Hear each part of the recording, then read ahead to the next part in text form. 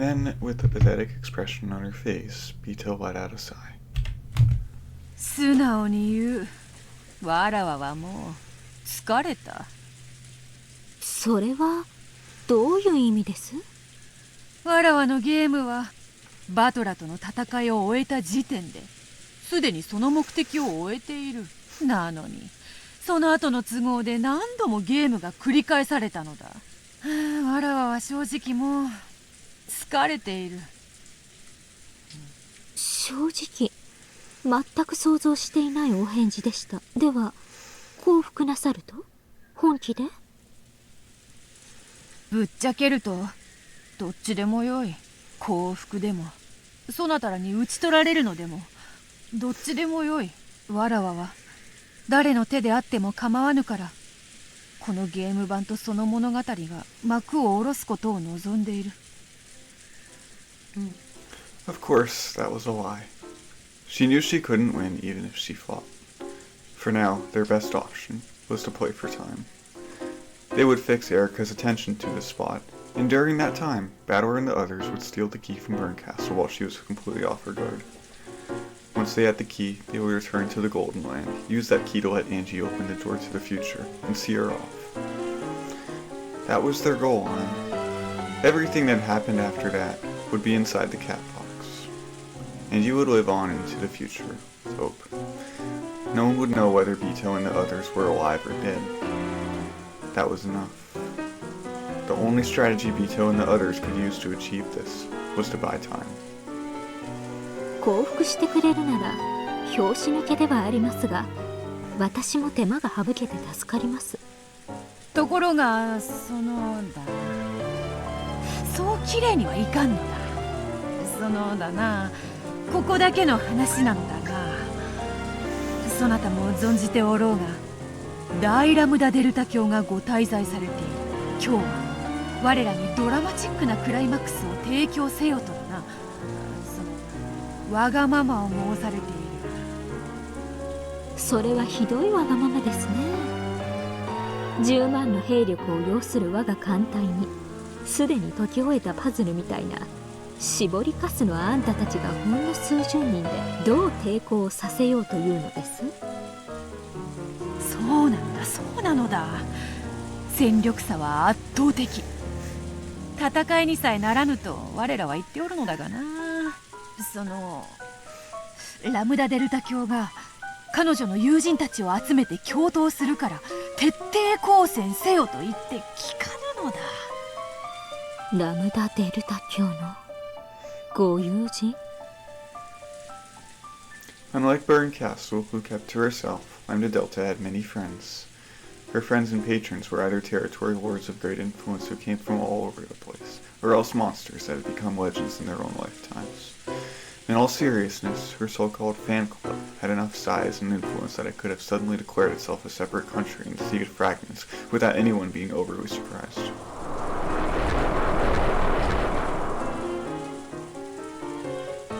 困ったことにラムダデルタ教はやる気満々でな。さっきから勝手に各地に電話を繰り返し友人知人を呼びつけておるのだ。Of course, this was all a lie. Lambdadelta had turned into a small candy comet and was now shooting towards the city of books, with Battler and Ange in tow. So, to make sure that Lambdadelta's and Battler's absences were not noticed, everyone was crowded around the arbor, pretending to argue furiously with each other. バトラ様、ご決断を。我ら煉獄の7姉妹、いつでも死ぬ覚悟はできております。玉砕には反対だ。死んで咲く果実などありはせんよ。あなたは腰抜けです。生きて旅衆の恥ずかしめを受けるなど考えられません。生きてこそチャンスを待てることもあります。そうですとも、短気は損気とも申します。ナトラ、男ならバシッと決めろい。大ラムダデルタ様が力を貸してくれるってんだろう。同感や。男には決断の時があるんやで。決断は選んだ内容よりも選んだ時を称賛されることもございます。降伏すれば乱暴はしないかも。そんなことあるわけないわよ。あんたそれでもオスだよ。牙はどこに行ったのよ。どうせ死ぬなら豚としてでなく狼として死にたい。あんたバカ。そういうのを犬死にって言うのよ。ラムダデルタさんの呼び寄せる援軍の力次第ですな。ラムダデルタさん、本当にあなたのお友達はあいつらに勝てるだけの力があるの？賭けね。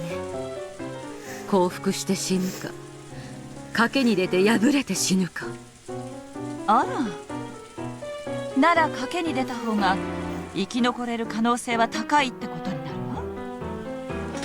大本院は名誉ある降伏には慈悲を与えるでしょう。バカ元老院だろ。どうせなんだかんだ言って全員断頭台に決まったら。とにかく皆さん冷静に頭を冷やしましょう。私は事を荒立てることには反対です。君こそ冷静になるべきじゃないかい。相互確証破壊という戦略もある。仮に勝てないにせよ、こちらもただで済ます気はないという戦略は相手への抑止になるよ。つまりよ、そっちがやる気ならこっちもただじゃ死なねえぜってことだぜ。ラムダデルタの友達はみんなすごいよ。みんなすごい伝説と武勇伝を持つすっごい魔女や怪物、悪魔や神様がいっぱいなんだから、あんなお船が星と同じ数を並べていたって一息で吹き飛ばしてしまうよ。大丈夫でしょうか。私たちの演技蹴取られないでしょうか。問題ない。お前ももっと語気を強めて喋るのだ。無礼講に行け。腰抜けどもめ、最後に一花咲かせてやろうという気概はないのか。ちょっとお待ちください。戦いを望まぬ者がいることもお忘れなく。私は降参が良いかと思います。何？こうだ！この敗北主義じゃんめ！痛い親方様、演技出すのであだ。さあ議論も盛り上がってきたね。私たちは降伏かしら、降戦かしら、どうなのかしら。それは誰にもわからない。個人的にはわらわは降伏を望んでいる。どうせ役目を終えるのなら、せめて自分が生み出したこのゲーム版はそのままに保存されることを望む。もうこれ以上わらわのゲーム版をラムダデルタ教に好き放題されるのはごめんなのでな。こちらこそごめんです。あんたとは戦いに来ましたが、ラムダデルタ教のご友人は私の相手の度を超えます。 Secretly, Erika was getting worried by these complicated developments, and she was relieved that she hadn't pushed too hard earlier. She wanted to flatter Vito and end this with a bloodless takeover. Even the great Lady Lambdadelta probably wouldn't seriously think of picking a fight with the Senate. Her motive was probably stretching much more trivial, a simple desire to watch the game board's final fireworks from a front row seat. However, if she really did have some fireworks of her own prepared, it was at least possible that this could turn into a ruckus that Erika would have no chance of quelling. Vito saw all of this going on in Erika's mind, so she continued to act with an even more pathetic expression on her face. Even among witches, her acting ability was top-notch. そなたもどうか力を貸してはくれぬか。わらわのゲーム版が美しい姿のまま保存されるように。やはりあの賑やかな御人を客人として招いたのは失敗だった。とほほほ。私もことを荒立てずに済むならそうしたいです。で、私はどのような協力をすれば？わらわたちはさっきから降伏か降戦か議論を続けている。わらわもそれに戻り降伏を主張し、ラムダデルタ教にこのゲーム版を壊してしまうような大騒ぎはやめてほしいと頼むつもりだ。それは助かります。で、どうしろと？わらわたちに議論の時間を保証してほしい。何しろそなたらの船がぐるりと取り囲み威圧しているのだからな。いつ攻撃されるかもわからぬと緊張感に耐えかねて皆破れかぶれになっておるのだ。だからそなたが我らに議論の時間を保証してくれれば一同も冷静になれる時間を取り戻せるだろう。わらわもラムダデルタ教を説得できる十分な時間を得られる。いいでしょう。時間はいかほど必要です？できれば気前よく無制限とはいかぬか。期限があれば結局は残り時間が少なくなるとまたみんな破れかぶれになり過激な意見に統一されてしまう。そりゃそうですね。導火線で大事なのは火がついているかいないかです。その議論の前に導火線の長さなどどうでもいいことでしょうから。ではしばし時間をもらえるか？わかりました。議論の時間を保証します。ただし無期限ではありません。私はここで皆さんの議論を聞きながら待たせてもらいます。それがだな。そなたの姿が見えていてはやはり皆緊張してしまって。私はすでに譲歩をしました。今度はあなたが私に譲歩をする番ではありませんか？ They were some distance away from the arbor, but it was just close enough to give a general idea of what was going on. It was fair enough, but far enough. It was far enough that they just might be able to hide the fact that Battler and Lambdadelta were missing. Just far enough for them to convincingly act like this was a white-hot argument in gridlock. If it were possible, they would rather have kept Erika at an even greater distance. They had planned to set up a seat of honor for their guest at one of the far corners of the garden maze. 何か問題でも？わかったわかった。そう怖い顔をするでない。ならここでしばらく待つがよい。秘密会議であるからな。そなたはだな、この線よりこちらに来てはならぬぞ。Bito drew a line in the ground with her foot. わらわの顔も立てよ。そなたがこれだけ寛大な配慮をしてくれたことはわらわにとって何よりの武器となるのだ。椅子もらえます？わかったわかった。シエスタ隊よ、すぐにエリカ殿にお椅子と傘を、手ぬぐいもな。わらわが自ら拭いてピカピカにしてから差し上げようぞ。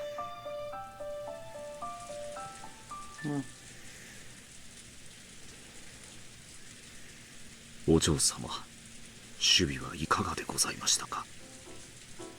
なはははは。今年の主演女優賞はわらわで決まりだぞ。さすがベアトリーチェ様。僕たちにできることは激論を交わし紛糾し、ことがこじれれば面倒なことになると演出することだけだ。これもまたバトラたちを援護する戦いである。皆気を引き締めよ。本気で激論し罵倒せよ。よいな。はい、親方様。 The sight of Goda, his cheek red and swollen from being pinched, made everyone snort, but they quickly covered their mouths and put fingers to their lips. Then everyone nodded at each other, and the fake argument resumed. Erika was sitting in the chair that the Chester sisters had brought her, filling a goat in on the details of their discussions. The goat would probably return and and tell the rest of the ghosts would probably return and tell the rest of the fleet. The fleet would tell Bernkastel, and Bernkastel might think of some plan to deal with the situation or give new orders. The conversation with the goat ended, and it spun around. It would return to the dinghy and report on this to the fleet. It slipped out from a rose bush and passed through the garden maze, heading towards the door that led outside. Is it really okay to let that goat reach the boats? If it goes back, Erika's report will reach Bernkastel's ears. The Chester sisters spoke through a secret channel that only they could use. 2秒に音も許さないにもうじきエリカの認識半径を抜けます。船頭のヤギの認識半径に到達するまでの推定10秒間暗殺は実行可能です。ベアトリーチェ卿、暗殺許可を。やれます。エリカに気取らせません。許可しない。軍師が制限時間を切らずに船を出ると思うか。連絡がなくば決められた時間の後に攻撃を開始せよと命じられているはず。そのヤギを見逃せ。 W 了解。 The goat passed through the door. Then, after receiving a silent bow from Shannon and Cameron, it got on the dinghy and returned to the fleet. The fleet would probably follow Erika's orders and stand by until an attack order was given. That gave the residents of the gold mine a chance to assassinate Erika. But of course, that wasn't going to be possible, practically speaking. She was Bernkastel's greatest underling, and a witch who controlled truth. Tricking her was all they could hope for. Anything else would be overconfident.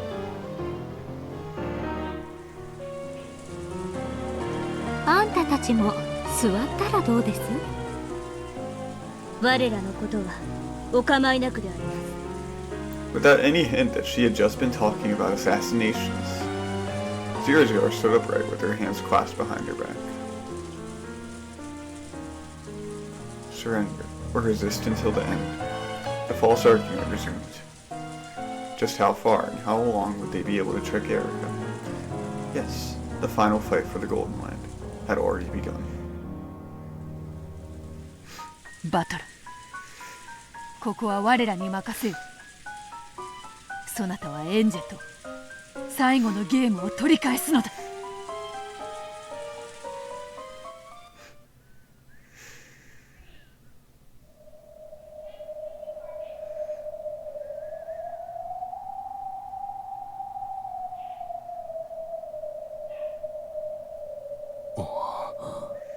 なんてバカでかい図書館だ。この一冊一冊に私たちのような物語が記されてるんですって。ここは神様の世界だな。あんたたち風情が立ち入っていい場所じゃないってことが一目でわかるでしょ。 After passing through the barrier, the three of them had finally made it inside the city of books. For some time, they were overcome by the countless otherworldly sights before them, but they quickly remembered their original objective. いい？まず勘違いしないでほしいの。あんたたちはベルンと戦いに来たわ。でもそれはベルンと直接戦って倒すとかそういう意味じゃないんだからね。分かってる。そもそも大ベアドリーチェと互角にあんたが戦えたのはゲーム版の上で互角なルールに守られて戦っていたからよ。ゲーム版を出ればあんたなんかバチンって叩かれて手のひらのシミになる程度の存在なんだからね。それを忘れるんじゃないわよ。そうよね。ここはもう私たちの知るゲーム版じゃない。俺たちは戦いに来たんじゃない。取り戻しに来ただけだ。そういうこと。一なる真実の書の公開を妨げること。それだけが目的であんたたちの戦いなんだからね。そこを勘違いしちゃダメよ。 Battler and Angie nodded to show their understanding. 一なる真実の書はパーティーのど真ん中に堂々と飾られてるから奪い返すのは不可能よ。でも式次第によると鍵が入場してくることになってる。ということは鍵は別の場所に保管されているわけか。そこが無防備という保証はないけどね。あとはあんたたちの運次第よ。せいぜい幸運を祈るのね。隠れて。Lambdadelta pulled her head back from around the corner of a bookshelf. The others hurriedly followed suit. In the distance, they saw emerald green lights floating about in fleeting trails.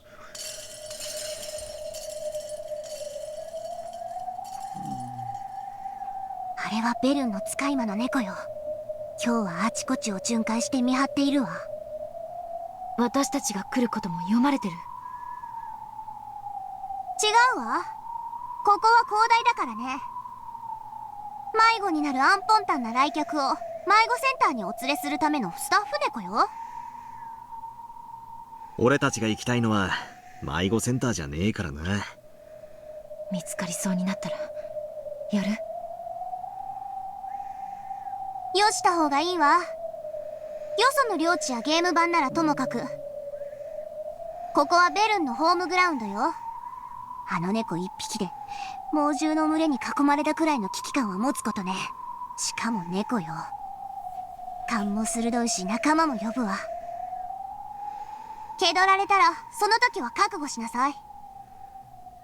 私も助けないからね。あんたたちをここへ連れ込んだだけでかなり厄介。私が降参すれば裸にひんむかれて最悪のゲルカスかけら巡り100年くらいで許してもらえるかも。素敵だわ。私にもベルンの気持ちがちょっとは理解できるようになるかもね。Lambdadelta wasn't laughing. Most likely, even this punishment she spoke of was pretty optimistic. Even though she keeps saying that she won't help anymore. She's already risking everything. Why? 決まってんでしょ。Lambdadelta brushed her hair back and grinned. あんたたちが最高のハッピーエンドを見せてくれるからでしょうが。Lambdadelta hugged their heads at the same time, making their foreheads bump together. 見せなさいよ。絶対。お、見せてやるぜ。絶対のハッピーエンド。絶対に取り返す。行くわよ。こっちよ。静かに泳いで。The three of them swam out into the darkness of a deep ocean trench that was the city of books. In that massive, vast trench of bookshelves, they vanished into the darkness almost immediately. The library defied the common sense of the human world. The city of books. The word city was no exaggeration, and it was filled with the green glowing eyes of Bernkastel's countless cat familiars. Trying to count them would be almost as crazy as counting all the fish in the ocean. They formed schools that swam all over the place, on the lookout for any fools who might miraculously have managed to slip in and have disturbed their master's party. If Battler's group was found, the cats were deported instantly. They would probably form a pack, open their large mouths, and swallow them in a single gulp. There would be no fight. In this place, Battler's party would be swallowed like fishes if they were discovered. The warships surrounding the Golden Land were well more than 100 strong. Each of them had dozens of cannons pointing at the door to the Golden Land. The ghosts that packed the decks of the ships outnumbered in the tens of thousands. Each one of them carried enough anti-magic toxin in their fangs to completely deny one of the game board pieces. This time, they would chew apart and eat away everything. The crowd of goats unleashed their rotten breath and dangling drool.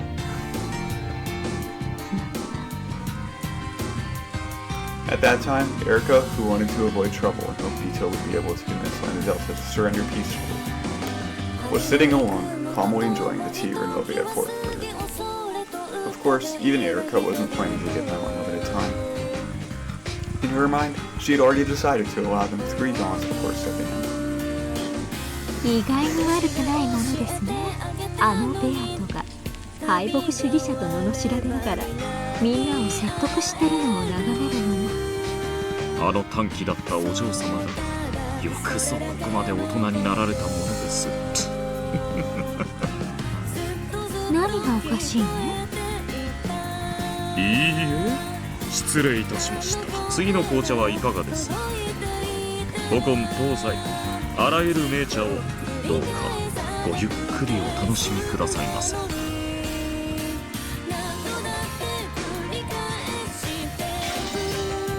ラムダのベアト側について徹底交通仲間を集めて。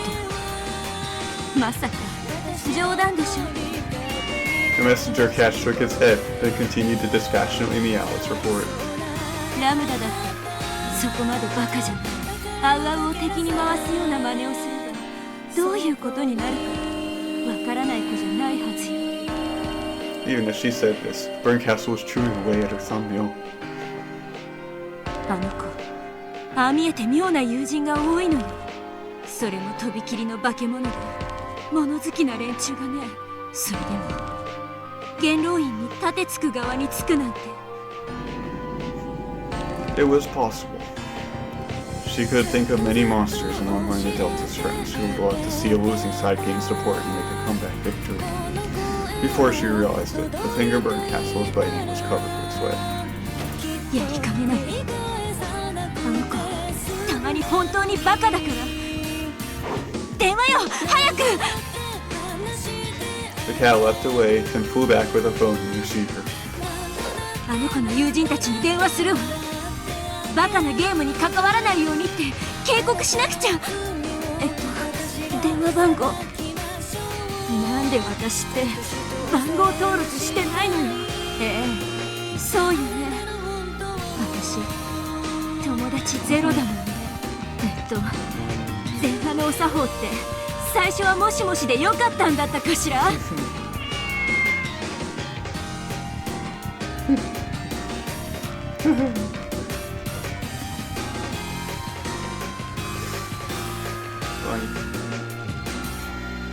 The golden key was being kept in a room inside the city of books.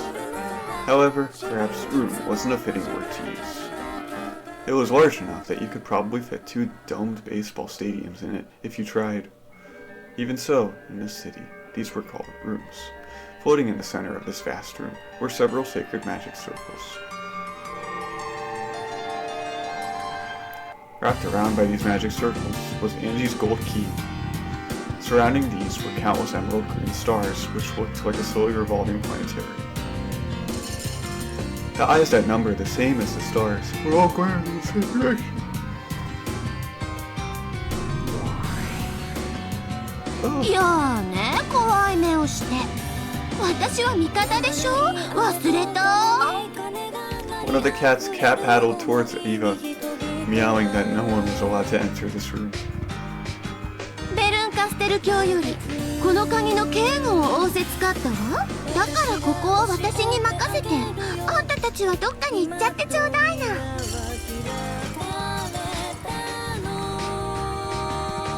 After looking at each other with suspicious eyes, the cats glared at Eva again, as though saying that they hadn't heard any such word. ところで、猫って体柔らかいのよね。じゃあ噛めるわよね。 Eva lifted up her golden staff, and the floor and ceiling of the vast room were covered with red lines.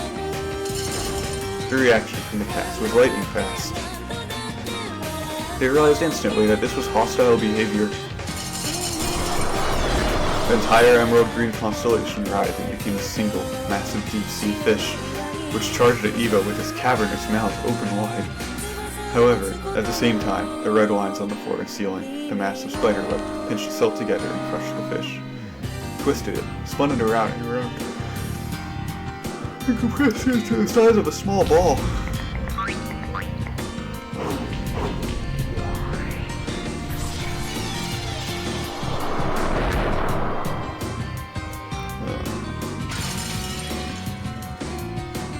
Then, that ball-shaped thing burst open, leaving nothing left. It all happened in an instant. へそでも噛んで死んじゃえば。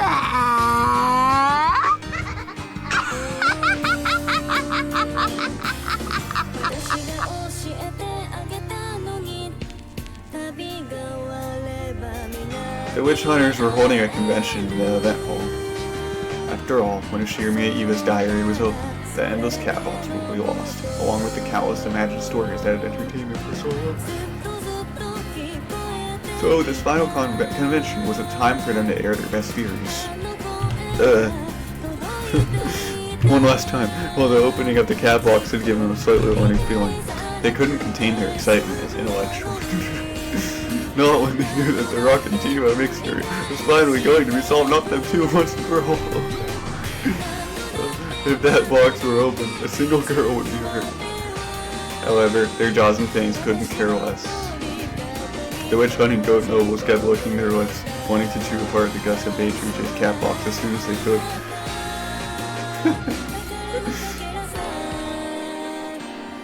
Seated up on a throne so tall it looked like a pillar, Federine listened in on their nonsense being spewed from the mouths of the goat nobles. A black cat wearing a cape silently appeared and whispered something into Federine's ear.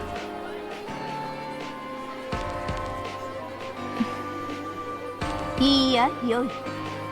すべて私の筋書き通りに進んでいる。巫女の耳には入れずともよい。The cat bowed humbly and vanished. Federine raised her wine glass high and laughed as she looked through it into the light of the chandelier, which was as beautiful and majestic as the moon. これで素晴らしき朗読への恩には十分であろう。人の国、はて。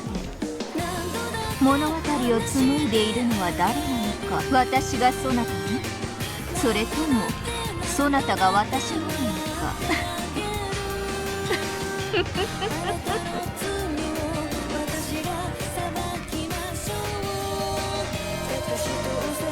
これをどう思う？罠か。As the Battlers group moved forward, darting from bookshelf to bookshelf and avoiding the eyes of the cats, they found something strange. Written with a faintly glowing red substance was a letter and an arrow. Okay, that's what it looked like to them. ケア、鍵を意味してると思うか。私たちが近づいたらこの文字が浮かび上がった。これは私たちに向けてのメッセージよ。ここに私たち以外で味方をしてくれる誰かがいるってこと？いるのか？俺たちに味方なんて。Angie traced the red arrow with her finger. It was written with very faint, thin strings that had been tied together. This red stuff, which stuck to your finger, cotton candy had to be. 味方よ。私の一番の味方よ。どうして保証できんのよ。いや、俺にも分かった。ラムだ。これを書いたやつは信用できる。多分安全に鍵の在りかへたどり着けるよう誘導してくれているんだ。いいのね。じゃあ行きましょう。あまりもたもたしていられない。ありがとう、お母さん。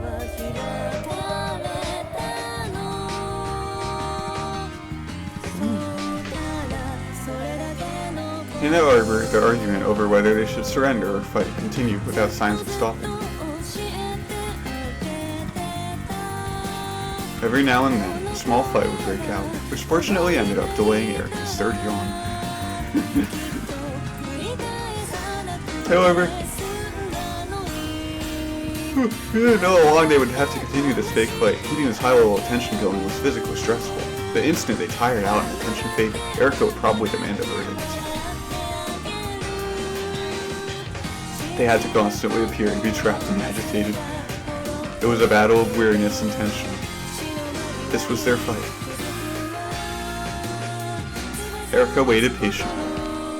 Now that she had tired of tea, she was watching Renobe perform some magic tricks, and seemed to be enjoying herself considerably. Even Renobe, who was usually aloof from the world, was fighting. If Erika got bored and had a tantrum, an all-out attack would probably begin at once. He was also putting his life on the line in the fight to buy time for Battler's group. As the fiercest leader in their argument, Vito wore out the quickest. She breathed heavily and her face was so pale it seemed she might faint at any moment. ベアト、しっかり。そのテンションを続けてたら体力が続かない。急に泣き出したふりをしてしばらく休んで。その間を私たちがつなぐわ。まだ大丈夫であると思う。やるぞ。もう一度大きく騒ごうではないか。行くぞ。さあ誰から行く？一番槍の欲しいものは。ではゴーダ、参ります。ここは戦うべきです。戦わずして敗北を受け入れることなど言語道断です。私は最初からここは戦い抜くべきだと申し上げております。ちょっと待ってください。Erika suddenly rose from her chair. Renove tried to coax her back into her seat, but Erika's attention was completely focused on those arguing under their arbor. 私は探偵です。聞いたことは録音するかのように記憶できます。それは無論知っているとも。そなたは優秀な探偵でもあるからな。あんたに興味ありません。ゴーダさん、私の質問に答えてください。はい、私めが何かご無礼をいたしましたでしょうか。ちょっとお待ちください。戦いを望まる者がいることもお忘れなく。私は降参が良いかと思います。私がここに訪れて一番最初に聞いたあなたの発言です。ですが今あなたはこうおっしゃいました。ここは戦うべきです。戦わずして敗北を受け入れることなど言語道断です。私は最初からここは戦い抜くべきだと申し上げております。そう言いました。いや、そんなことも申し上げたでしょうか。議論の中で意見が変わることも時にあるかと思います。そうですとも。他の皆さんも先ほどからどちらがいいか迷っておりまして、時に意見を変えられることも。いいえ、あなたたちの議論は一貫して誰も意見を変えていません。たった今唐突にゴーダさんだけがその主張を逆転させました。しかもゴーダさんに対する他の人間からの発言を振り返っても彼が主張を逆転させるに足るものがあったとは思えません。 An uncomfortable, moist wind blew by. Everyone was silent, frozen as though time had stopped. In that silence, Erika continued with a blank expression. 以上から導き出される推理は2つです。1つはゴーダさんにもともと意見はなく、その場の雰囲気で適当なことを言ういい加減な人間であること。もう1つはゴーダさんに限らずそもそも誰も意見などなく、議論そのものがあなたたちの目的であるというものです。それは考えすぎではないか。わらわたちは必死に今後の運命を議論している。時に普段は考えられぬ心変わりがあってもおかしくはない。意味もなく議論を延長することに意味があるとすれば時間を稼ぐこと。あなたたちは時間を稼ぐと何が有利になるのです？ラムダデルタ教の援軍がやってくるからですか？それも違います。なぜならあなたたちは先ほどから時折ラムダデルタ教やバトラに話しかけているのですが、それに対する返事が一度たりとも私の耳に聞こえません。以上すべてから考えて導き出される推理は一つです。That Lady Lambdadelta and Battler are not here now, and that these people have won Lady Lambdadelta's assistance, with Lady Lambdadelta and Battler probably planning to sneak into the City of Books. In which case, their goal is probably to steal back the Golden Key and Angie. and your plan was to act as bait and buy time until their mission was complete. ただゴーダさんがセリフを言い間違えるだけでフルドエリカにはこの程度の推理が可能です。いかがです？皆様方。With a blank yet ruthless expression, Erika spoke these words and returned to her seat. Everyone else was frozen, unable to move. No one spoke. However, time was moving. As evidence, a bead of sweat dripped down someone's cheek, fell, and hit the table with a tiny yet audible splash.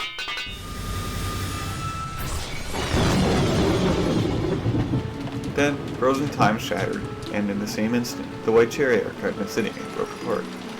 The stakes of the Seven Sisters of Purgatory and the high velocity rounds in the Chester sister's corpse hit the chair at exactly the same time, and a few moments after that, the Erika sitting in that chair faded and vanished. Zanzo! Hayai! Korase! In an instant, Erika had moved to a spot behind the chair. Her expression remained as blank as it had been before. However, there was now something in her hand that hadn't been there. As the 7 lightning strikes of the Seven Sisters raced at her once more, she batted all of them away with her sight.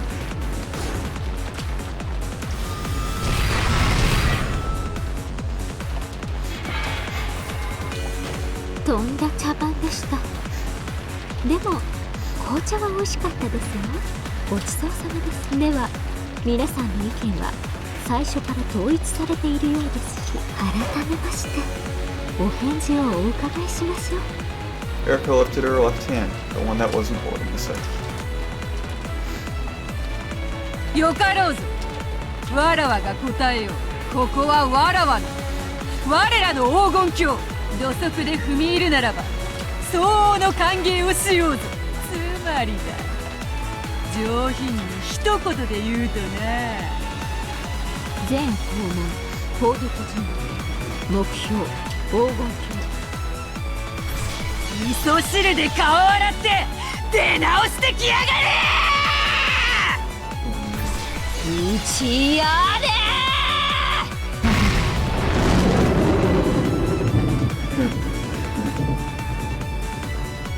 そう、ありがとう、それじゃまたね、にゃー。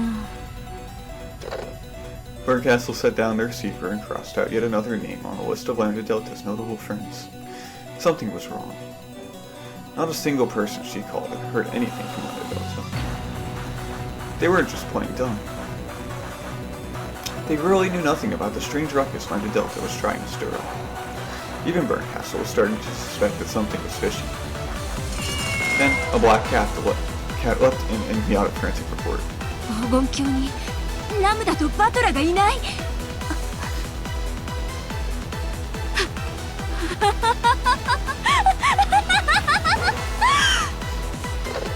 She tore the phone receiver from its stand. The number she dialed was short. It was probably an internal line.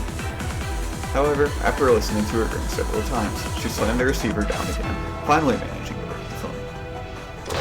手の空いている猫をすべて集めなさい。大至急。鍵の警護にやった猫たちが誰も応答しない。ラムダーグ。Bernkastel, overwhelmed with emotion, kicked the table over. Then, the room finally grew bright.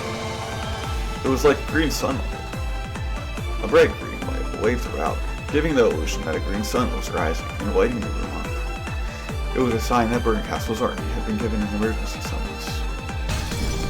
さあおいで、子猫たち。魔女狩りの時間よ。あの子はキャンディーの匂いがするからね。すぐに見つけられるわ。最初に見つけた猫には人の姿と魔女の称号をあげるわ。 What was now an emerald green nebula let out a roar of delight that shook the bookshelf cliff.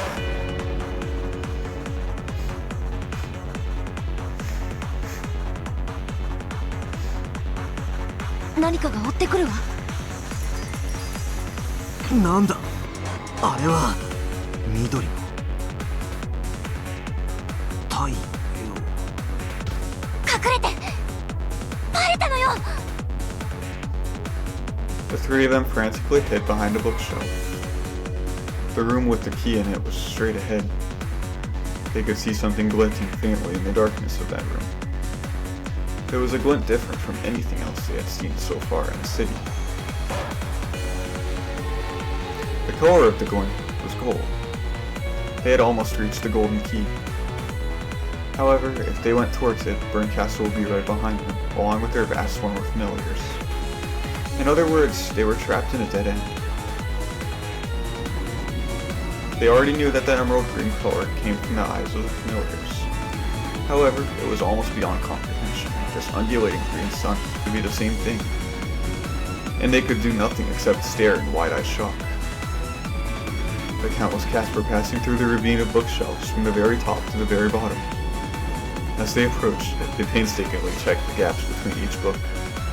However, even this mind-numbingly huge task was accomplished swiftly thanks to the sheer number of familiars.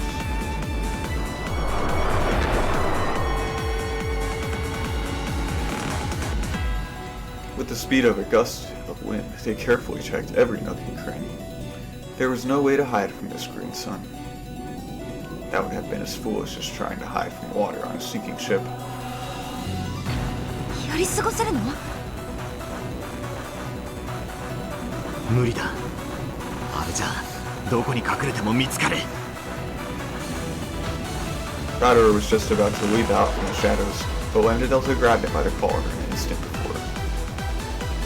戦う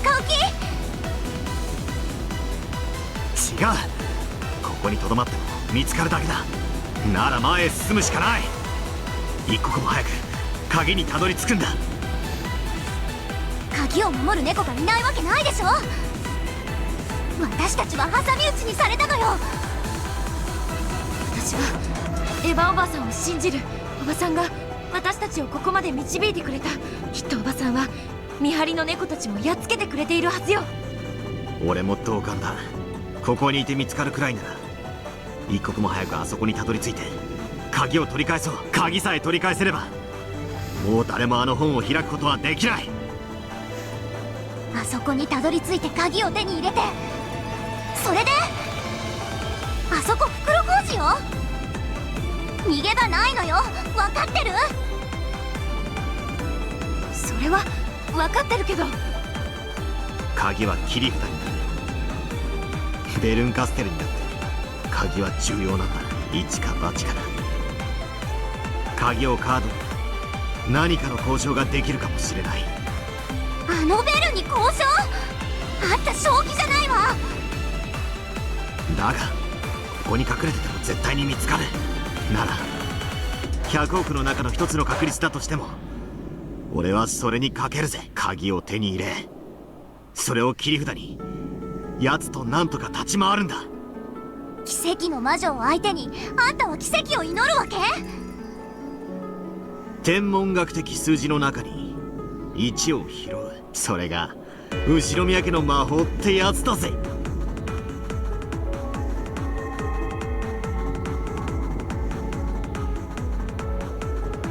私目がいいから教えてあげる。あの黄金の鍵を取り囲んでる魔法陣わかる？あれは簡単だけどなかなか堅牢な結界よ。触れば壊せる簡単な結界だけれど、でもね、どんな大魔女でも人間風情でも解くのにかっきり1時間をかけるというたちの悪い封印なのよ。式典の進行上まだ1時間前にはなってない。つまり私たちは1時間稼がなきゃ鍵に触れることさえできないのよ。エヴァおばさんはきっと見張りの猫たちをやっつけた時魔法陣も壊してくれたに違いないわ。1時間はかからないはず。見る限りまだ魔法陣は健在ね。残念ながらエヴァがそうしてくれたとしてもそれは1時間以内の話みたいよ。1時間なんてちょろいもんだぜ。少なくともそれだけ粘れば手に入るという明白なゴールがある。そうね、いいじゃない。1時間の鬼ごっこ。私こわもてに追いかけ回されるのには慣れてるの。あんたたち札付きのパー揃いね。ベルンとあの数の猫を相手に本気で鬼ごっこをさせてもらえると？確率が 1% でもあるなら俺たちが絶対にそれを掴み取ってやる。 The difference in enthusiasm between the siblings who had everything to lose and Lambdadelta was immense. However, Lambdadelta was no coward. She was a great witch of the Senate. If she surrendered, she wouldn't be able to escape severe punishment, but she would be forgiven after a few hundred years. Why would she, after being thrown into a stormy sea while clutching a blue egg that could save only her, decided to throw that toy away? No living person could be as determined as those siblings who were already fighting for their lives. No one could blame Lambdadelta. もう本当にバカだわ、あんたたちは。仕方ないわね。1% よりもうちょっと確率が高くなる作戦を教えてあげるわ。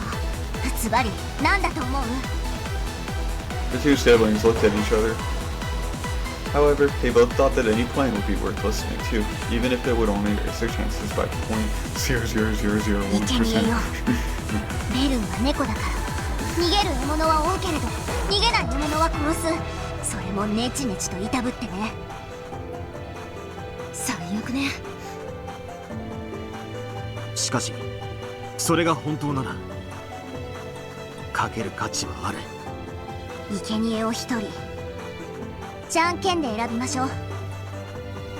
負けた子はベルンをたっぷり挑発して笑わせて殺されて1分1秒でも時間を稼ぐ。それでいいわね。じゃんけんはいらない。俺がやる。エンジェとラムダは鍵の部屋へ行ってくれ。ダメよお兄ちゃん、私がやるわ。元はといえばこれは私の責任。ベルンカステルの言葉に耳を貸し心を許した私の責任なのよ。だからあいつに一言くらい言ってやりたいのよ。 Both Battler and Angie decided to be the sacrifice and wouldn't listen to the other. ね、じゃんけんじゃないと決まらないでしょ。さっさと決めないとこの作戦も使えなくなるわよ。もうじき連中がやってくるわ。分かった。俺かエンジェが生贄をやる。ラムダデルタは残った方を連れて鍵を奪ったら黄金鏡に連れ帰ってやってくれ。譲らないわよお兄ちゃん。ふざけやがって。たまには兄らしいことをさせやがれ。時間ないわよ。じゃんけん一発勝負。私超パーだからそれにちなんで最初はパーからね。いい？2人とも。いいわ。エンジェ恨みっこなしだぜ。せーの、最初はパー。 It really was a stupid kids game of rock, paper, scissors. Since they'd promised to start with paper, this was a chance to make a surprise attack and use something else. However, both Battler and Angie chose rock. And yet, it wasn't a tie. Because in addition to those two rocks, was one person who chose scissors. After staring stupidly at their fists and those scissors, they looked at her. あっちゃー。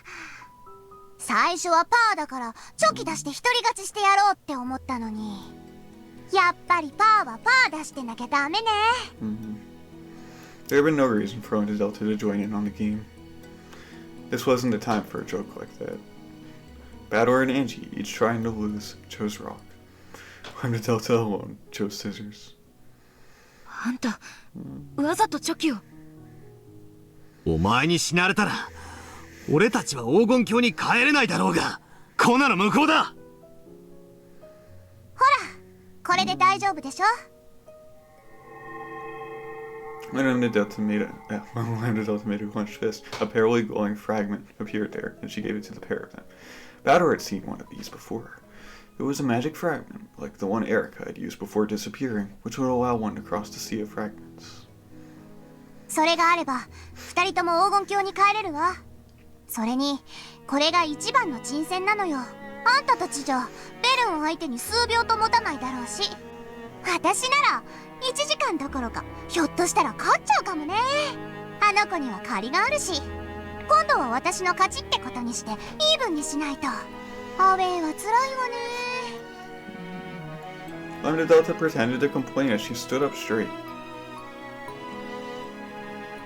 じゃあ行ってくるわ。私目立ちたがり屋だから、やっぱ感激者は無理だったわ。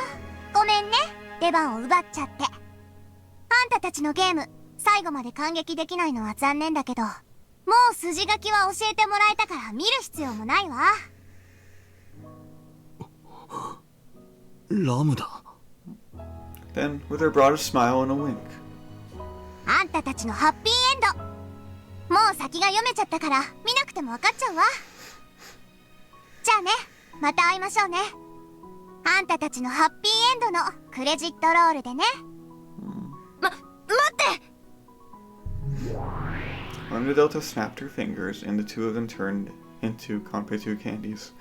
She picked them up, took aim at the coin of the golden key, and flicked them away. That way, they should be able to reach the key without Bernkastel noticing. Dang, what terrible luck. What were the odds of them both playing a rock against my scissors? Yeah, I know. It wasn't nice of me to test you like that. Sorry, you two. And then, Lambdadelta's body was lit up by an emerald green light.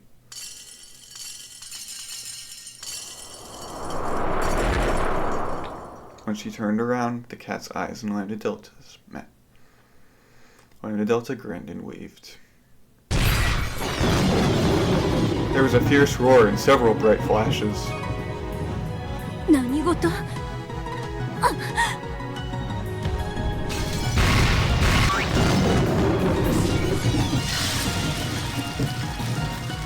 A chain of explosions flashed by one after another, enveloping Bernkastel and her pack of familiars in an instant. They were multicolored fireworks, or rather, multicolored candy that burst with a flash and scattered everywhere. Countless stick candies, sugar sculptures, cookies, and tarts flew in every direction, and each one of those split and exploded into hundreds of candies, each of which exploded again into a cloud of confetti. However, these sweets weren't sweet. The confetti was heavier than lead, harder than steel, and sharper than any blade. As the colorful cloud exploded outward, it blasted the entire pack of cats into little bits. The emerald green glints were scattered everywhere and sparkled like the night sky. And among them danced a cloud of pretty candies that looked like they'd go well on a Christmas tree. It was sufficiently outrageous and beautiful and cute to mark the great witch Lady Lambdadelta's appearance on the scene.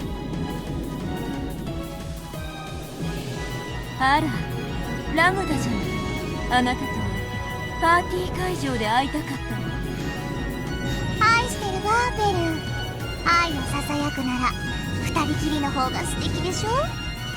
それはあんたの両手両足をもいだ後にゆっくりと聞かせてちょうだい。 With a jerk of her chin, Bern ordered her familiars to attend. 私の愛しい愛しいたった一人の友人を両腕の肘から先、両足の膝より先、自由に食いちぎって構わないわ。それ以外傷一つ許さないわよ。 The crowd of cats undulated again, reformed into a single mass, and became the emerald green leviathan that would swallow up any poor victims who snuck into the city of books. It was shaped like an impossibly vast squid. However, would it look like a whale from Lambda's perspective? She probably couldn't see anything except an immense mouth about to swallow up everything. 素敵。私をベルンの愛で飲み込んでくれるのね。愛してるわ、ラムダ。あんたの手足をもいだら、お尻から鉄串で貫いて、私のベッドに飾ってあげる。そして毎朝目覚めのキスを、そして毎夜お休みのキスをしてあげる。本当に素敵。じゃあ私もあなたを愛で包んであげる。 However, Lambdadelta's war cry was swallowed up by the glowing red leviathan in a single bite. ああ、素敵よ、ラムダ。あんたのその向こう水で命知らずでほんのりパーなところが大好きだわ。風。At the same instant that Lambdadelta was swallowed, Bernkastel was sure of her victory. The latter felt a slight breeze playing with her hair. The countless sweets that Lambdadelta had sent flying like fireworks, and which drifted about like the decorations at a Christmas party, were flowing. No, they were converging on a single point.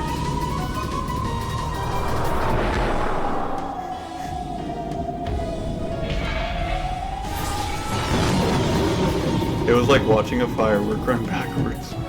Countless sweets rapidly contracted around the vast closed mouth of the Leviathan. A gigantic reverse explosion concentrated on a point inside it. But perhaps it was more like countless cannons showering the Leviathan from all directions like bullets. Inside that massive broody was a black swirl. That swirl was on the palm of Lambdadelta, who wore a defiant smile. It was a massive supergravity. All the sweets, the cats, the whale, and everything else was being sucked into that one point and crunched.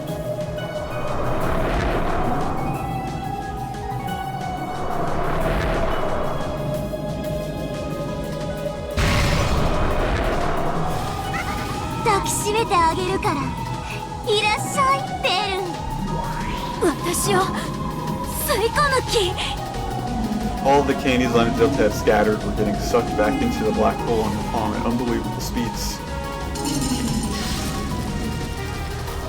The reverse explosion of the oncoming candy whittled away at the Leviathan, crushing it inwards.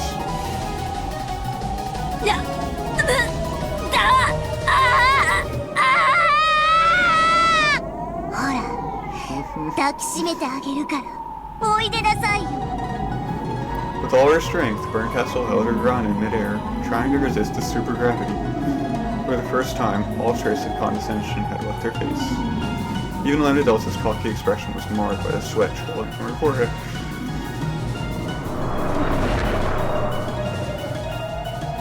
Because their power was so overwhelming, any victory would have to be instantaneous. If either relaxed in the slightest, they would match each other's strength and get dragged into another dizzyingly long fight that could last for centuries. Neither of them had any desire to go through that again. So, neither of them showed the slightest mercy for their most beloved friend. By now, the Leviathan had been completely crushed and compressed inside the black hole. Bernkastel was the only one still holding her ground. However, a windstorm of candy asteroids like the asteroid belt repeatedly slammed into Bernkastel, wearing away at her girl's form bit by bit.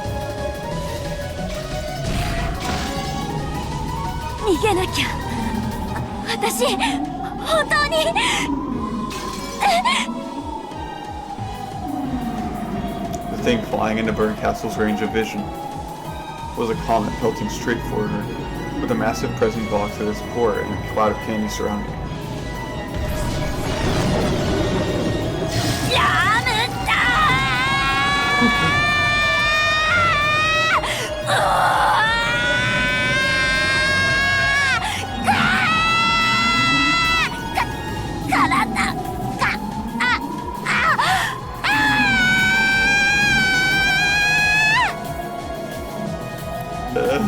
The candy comet wiped out Bernkastel along with her scream. It burst into little bits, and within a blink of an eye, it was sucked back into a hole of supergravity. Once it was all gathered into one place like a gem, it began to split everywhere.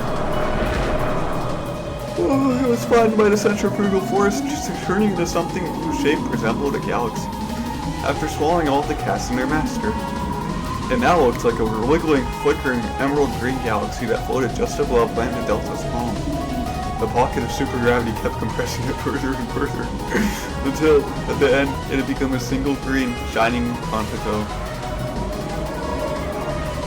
Then, it fell down onto her outstretched palm. ごめんね、ベル。あなたといつまでも遊んでいたいから、いつもは必死なふりしてほどほどで遊んでるけど。Lambdadelta held the confito above her head and peered at it. 私、本当はどうしようもなく強いのよ。ごめんね。Then, she pressed the confito to her pink lips, gave it a light kiss, and bit down. ベルの味がしない。Lambdadelta licked her fingertips, then turned to face the empty air behind her. 知ってたわ、愛しいラムダ。ああ、愛してるわ、ベル。嘘よ。あんたがいつだって私に本気じゃないって知ってたわ。じゃあ本当に愛し合いましょうよ。お互い本気で。ああ、愛してるわ、ラムダデルタ。嬉しいわ、本当に嬉しいわ。愛してるわ、ベルンカステル。あなたを飴玉に変えて永遠に私の舌の上で可愛がってあげる。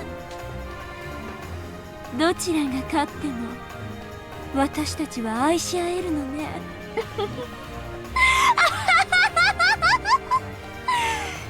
それって本当に素敵だわ。それって本当に素敵。さあ愛し合いましょうよ。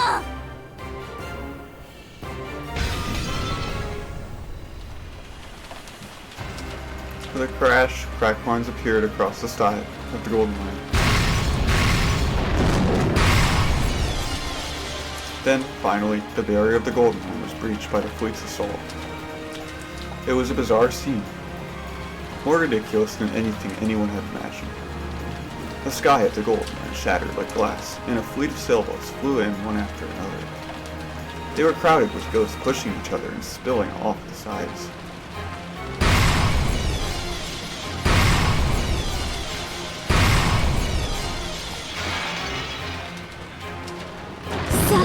始めましょう、黄金鏡の最後の宴を。 A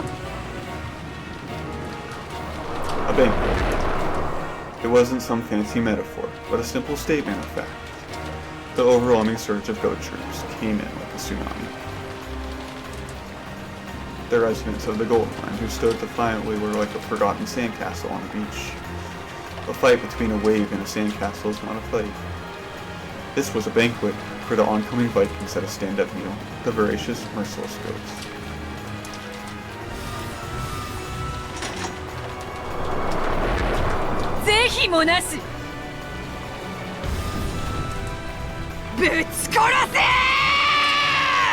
Good! さあヤギたち、形あるものに破壊を、動くものに静寂を、生けるものに絶望を。 All those who could use Mendic fired it off at once. With a shout like a thunderclap, the goat tsunami rushed forward. Everything collided at once, and there was a brilliant and terrible explosion. Sparks and smoke, flying splinters and screams. For just an instant, the fierce magical cannonballs fired by Vito, Vergilia, and the Chester sisters' corpse seemed to halt the goat tsunami in its tracks.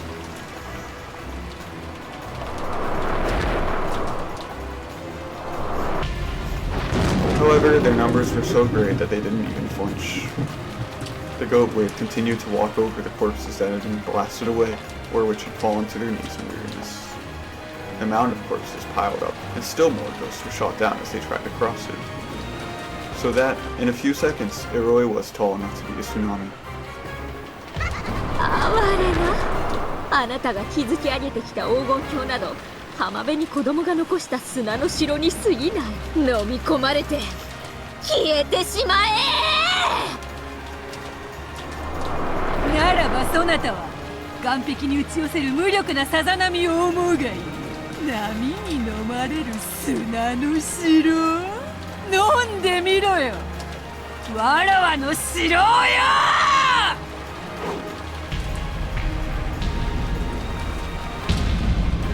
Vito lifted her hands, telling the pair of battle towers that had been hidden deep in the ground as they had already had come in.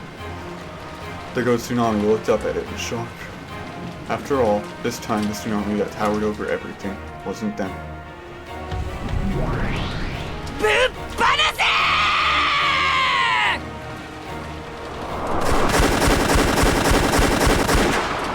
A thunderstorm of rapid-fire ballista rounds leapt from the battle tower gun ports. The ghosts let out a confused scream at the furious tempest that was bearing down on them. However, they saw something else too.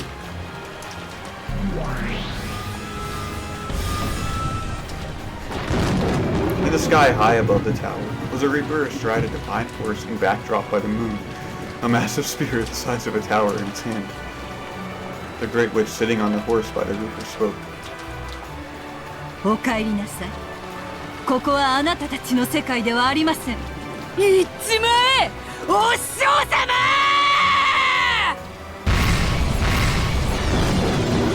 The heavenly spear pierced the ground. For an instant, it looked like some divine tower was sticking out of the ground. However, that was the very last thing those eyes ever saw. The sacred spear was the embodiment of heaven's wrath, and the strength to bury an unclean city in a single stroke was unleashed upon the pack of ghosts. With a massive explosion that resembled a volcanic eruption, ghosts were sent flying all over the place. やるわね。さすが魔女だわ。でもどうかな？敵はまだまだ来るわ。やっぱり飲み込まれるのは私たちなのよ。西ちゃん、あんたたちは楽しそうだわ。うわはははは。祭りは楽しまねば損ということだ。どうやら我らの出番がなくなるということはなさそうだぞ。みてえだな。燃えてきたぜ。Yes, the crowd of ghosts truly was like a wave pressing in from the sea. You might be able to split a ripple on the beach with your feet, but you can't split the sea. Witches could. However, that meant the other side also had someone who could split seas. Suddenly, smoke poured from one of the two towers, and the ground shook as it crumbled.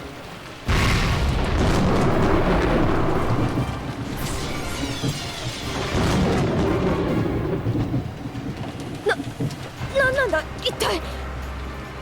あそこよ。もう一歩の塔の上。エリカ。そうだよな。今度はそなたの番であるよな。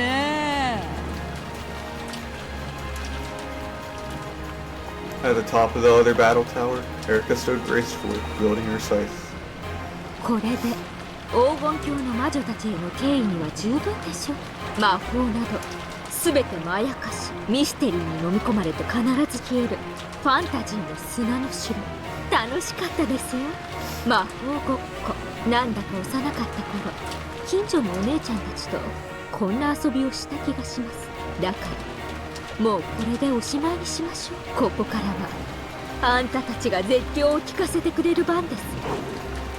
Erika threw that pretentious pirate hat she had been wearing this whole time into the sky. With the moon behind it, Erika's form, her actor image, vanished from the tower's peak. どこに？レーダー捕捉してます。戦闘壁面。Shaking with a loud, joyous laughter, Erika dashed straight down on the tower. She swung her scythe like a baton, and as she passed along the tower's wall, its gun ports, walls, pillars, and everything else was crushed with a trail of smoke. So, from the sidelines, it looked as though a line of smoke suddenly split the tower from top to bottom. The golden arrows of the Chester sisters' corpse chased after Erika like golden threads in a sewing machine. この化け物、縫われて刺繍になるにゃ。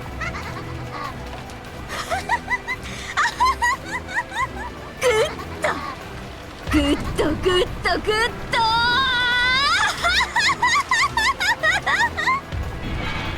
Even the golden arrows couldn't catch up with Erika. Finally, Erika reached the bottom of the battle tower and empty cartridges were ejected from the golden bows. ハゼロ、役立たずの塔でしたっけ？ Erika, who had now landed on the ground, slowly stood up and tapped the tower behind her with the handle of her scythe.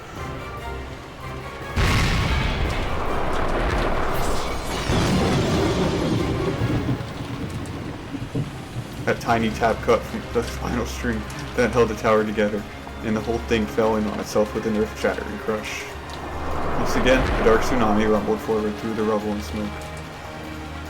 我こそは真実の魔女フルドエリカなり、今こそ真実にて黄金鏡を解体する。土は土に、幻は幻に終わらせてあげますよ、あんたたちのハクチューム。さあさあ思い出してごらんなさい、亡霊たち。本当はもうとっくに死んでるんだってこと。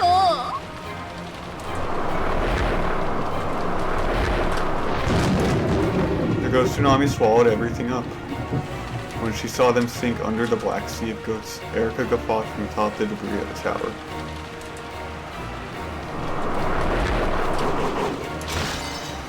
さあ殺せ殺せ、皆殺しになさい。全員の首を切り落として槍に突き刺して掲げなさい。怒号と真実の渦に飲み込まれて消え去ってください。1986年の亡霊たち、さようなら。